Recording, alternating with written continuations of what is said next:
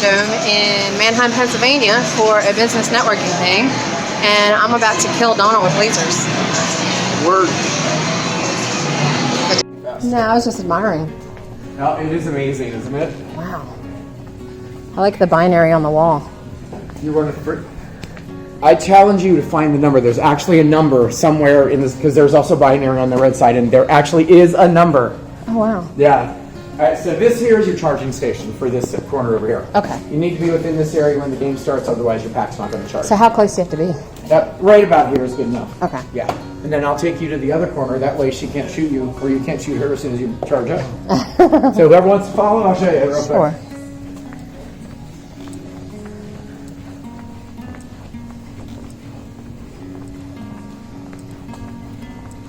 Alright, so your other one's going to be right over here. Each charging station is going to have a monitor to it. Okay. So that way, when you come back to recharge, if you were playing a team game, you'd be able to see your scores. Okay, perfect. Okay? Awesome. Thanks so much. You are welcome, and we'll be walking around if you have any questions or any issues with your pack. Sounds good.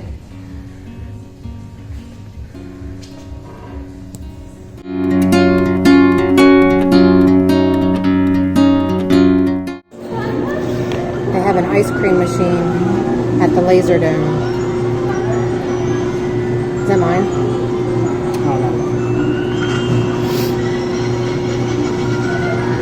And then it picks our toppings.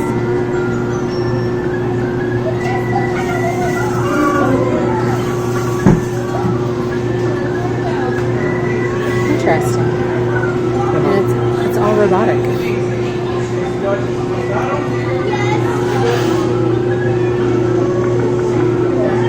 The wave of the future.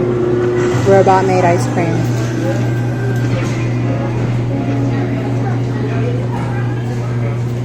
Oh, that's cool. We are driving.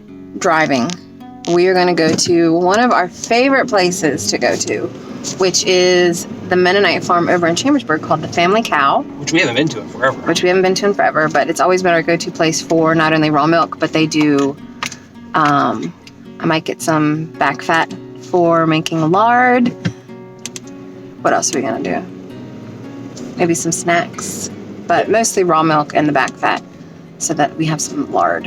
I'll probably render that in the next couple days, and I'll do a video on it. But I'm sure most people know how to make lard, but it can't hurt to have more people to know how to make lard. And get cracklings. Well, Court usually eats the cracklings. So, but that's where we're going. We have gotten our meat chickens. Yeah.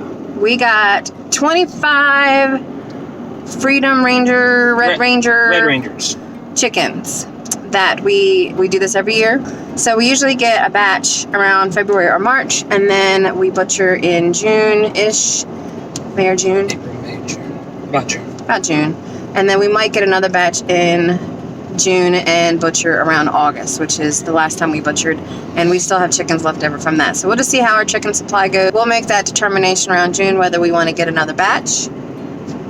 Eat more chicken. And then we'll have enough chicken to last us for an entire year in our freezer, which is great. So we're really excited, and you want to check them out? Just got us some I guess they're Red Rangers. They are Red Rangers. Freedom Rangers. They're specific. I don't think they're actually Freedom Rangers, because Freedom Rangers is a specific. You have to get that from a specific breeder. Well, they listed as Freedom Rangers on the. I think it's just because of inaccuracy. Oh, okay. So got us some Freedom Rangers, Red Rangers for meats. We got 25. Right? 25, yeah. 25, which will last us most a year. We might get a little bit more in June, we'll see. But heck yeah. We came to pick up hay, and we're trying to figure out. I think it's a dead kitten. It might be. We're not going to take that one, though. We moved the bigger chickens into the chickshaw that is now laying on the ground, so we can move it around kind of like a chicken tractor, and they're doing great. They get some fresh grass. Well, as grassy as it can be in March in Pennsylvania, but they're getting big. That's going to be replacing some of our older chickens in a couple months. We have left the Family Cow, the absolute best raw milk supply in our immediate area here in Gettysburg. We got some single serve, what are these, pints? Those are pints. Pints to drink on the way. You see our 2 gallons we got in the back there. They had some cheese curds. We got garlic and dill flavor, and then we got pizza flavor, which Donald wanted.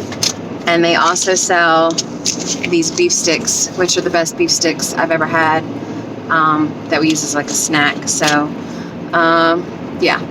If you guys ever want to check out Family Cow, I will put a link to their website below, and they actually are starting to ship all over the country. So, fortunately for us here in Pennsylvania, raw milk is legal to drink, so we are all about it. We love and to buy. We love raw milk. Look at that snapping turtle. We saw him crossing the road. We had to stop. So what are we doing today, Donald? Today, we're planning to take over the world. We are fixing up this old nesting box. I forgot where we found it. Craigslist or I don't remember. Marketplace or something. I just know I love it. It was in Ed's chicken area. He's not having chickens. My father-in-law, her father. So it was just sitting there. I need a nesting box, so I said, "Well, what are you doing with the nesting box?" And he said, "Nothing." And I said, "Good, I'm taking it." But I've got to fix it up. I want to paint it. Well, we can paint it too. There was a lot of old stuff in it, so I had to clean them off because they were all caked. All the flooring here. But it can come out. Just rest on these little lips. Oh, okay. That's convenient. Very convenient. But I forgot that it's an open back. So my issue is I was going to have this in the chicken run, but I don't want it being rained on. Right. Or the chickens being rained on. So there's a couple things I'm going to have to do with it. One, I'm taking these old roosts off because they're crap. They're crap. Covered in crap, but they're crap. Which is actually it's actually very easy. I thought it was going to be a lot harder than what it is. But, so once that's off and the ends are off and these are taken out and everything's cleaned up, I'm going to cover the back with a plywood panel. Now that I was looking at this, I'm going to cover the bottom too with a piece of treated plywood or something. Because it'll sit on the ground? Because it'll sit on the ground. Actually, probably not even, because I'm going to have it up anyway. I'm going to put a piece of plywood here with a 2x4 that's going to be this far down, about 2 feet down, on both ends with a brace to get this off the ground.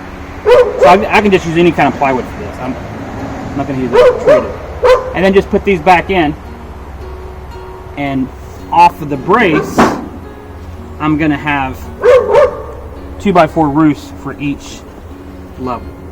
Now, I assume the back's going to have to be removable to get those plates and stuff in and out, right?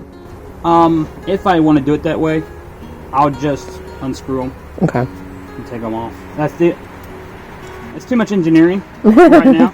I can eventually make it later on adaptable to where it's... You know what I would love to do with this? What? Make curtains. Of course you would.